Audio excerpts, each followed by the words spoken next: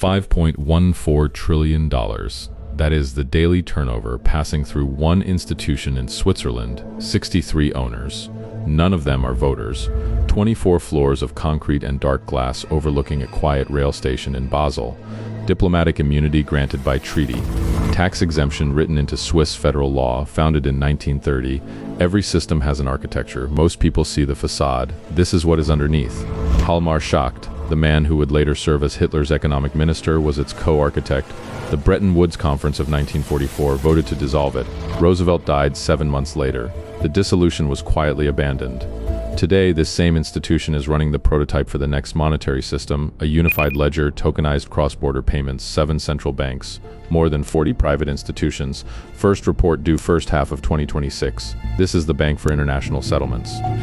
This is Chapter 10 of the Dominion Archive. The Treaty of The Hague, January 20th, 1930. 6 governments sign a convention: Belgium, France, Germany, Italy, Japan, the United Kingdom. The Bank for International Settlements is incorporated 4 months later in Basel, Switzerland. Its stated purpose: administer German reparations from the First World War. Its real charter: build a permanent settlement layer between the central banks of the industrialized world. The man drafting the German position is Hjalmar Schacht, Reichsbank president from 1923 to 1930. Reichsbank president again from 1933 to 1939.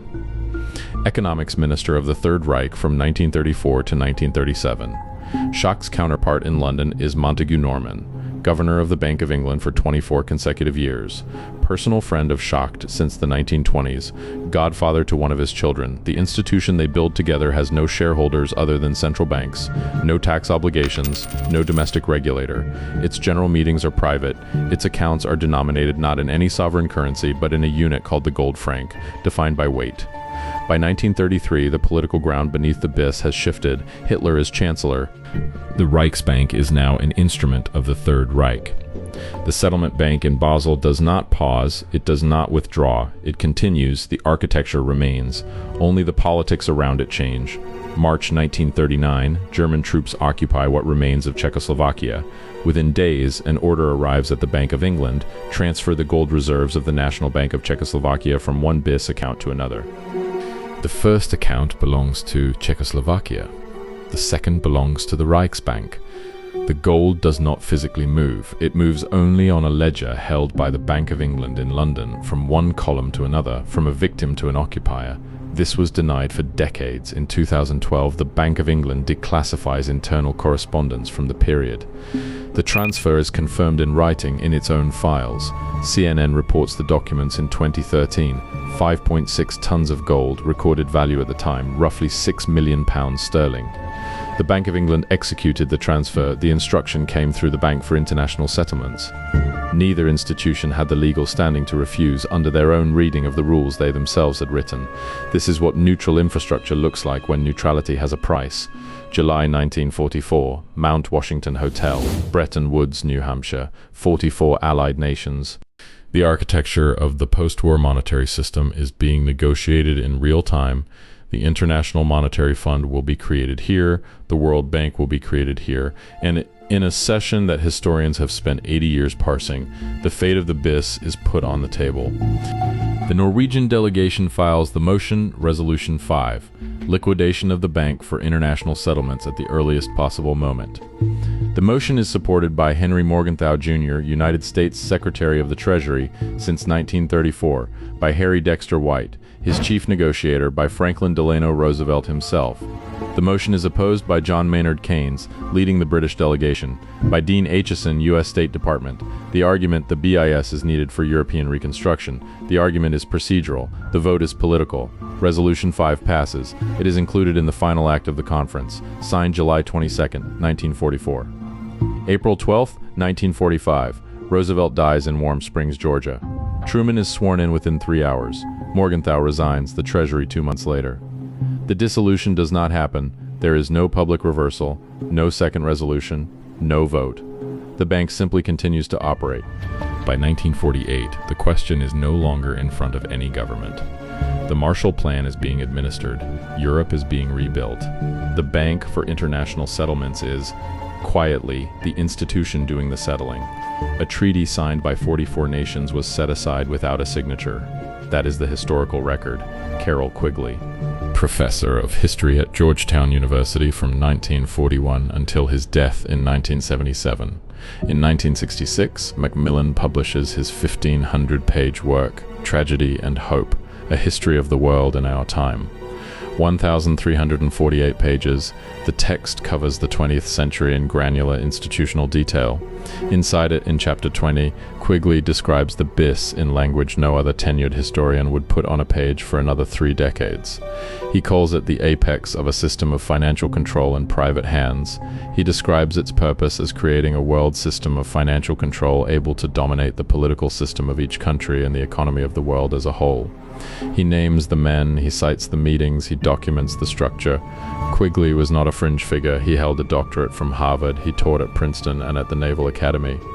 Among his students at Georgetown was a young man from Arkansas named Bill Clinton, who in his 1991 Democratic National Convention nomination acceptance speech named Quigley by name as the professor who shaped his understanding of history. The bibliography of Tragedy and Hope is the bibliography of an academic who had access. The footnotes are the footnotes of a man who read the originals. The book is still in print. Anyone can buy it. Most people have never opened it. That is not a story about censorship. That is a story about volume. February 10, 1987, the Swiss Federal Council and the Bank for International Settlements sign a headquarters agreement. The text is public. Anyone can find it on the BIS website. Article 2. The BIS has international legal personality. Article 4. The premises of the bank are inviolable. They cannot be entered by Swiss authorities, except with the express consent of the bank itself. Article 7. Senior management of the BIS enjoy diplomatic immunity. They cannot be arrested, detained, or subjected to legal process for actions taken in their official capacity. Articles 9 through 12. The bank, its assets, its income, and its property are exempt from all direct and indirect Swiss federal, cantonal, and communal taxation. Article 27. The Swiss Confederation accepts no responsibility for the acts or omissions of the bank. Read those clauses together. The institution operates inside Switzerland, but is not subject to Switzerland. It is staffed by individuals who cannot be prosecuted under local law. It owns physical property that is not legally Swiss territory. And the host country has formally disclaimed liability for whatever happens inside. There are exactly 2 categories of entity on Earth with this combination of immunities: sovereign embassies and the Bank for International Settlements. A sovereign embassy represents a constituency. The BIS represents 63 central banks who in turn represent 95% of world GDP, and not a single voter has ever cast a ballot for any of them in connection with this institution. This is what neutrality looks like, written into a treaty in 1987 in language nobody read. 2024. The BIS Innovation Hub announces Project Agor. Agor, from the Greek, the public square, the place where citizens gathered to make decisions. In the political philosophy, nobody at the Innovation Hub appears to have read carefully.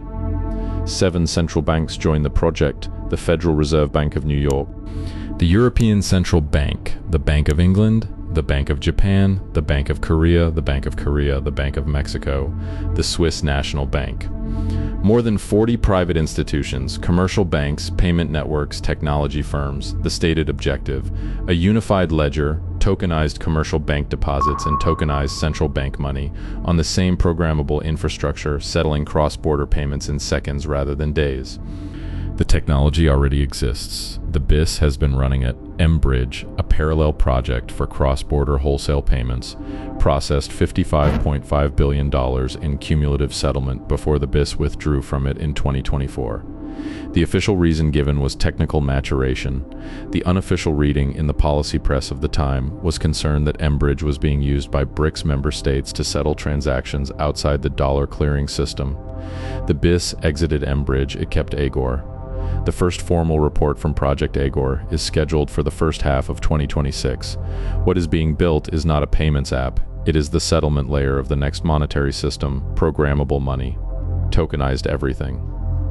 A unified ledger held in common by the central banks that already coordinate at Basel. The fork is this: if your government participates in Agor, your money sits on infrastructure that was designed, governed, and operationally controlled by an institution your parliament has no jurisdiction over.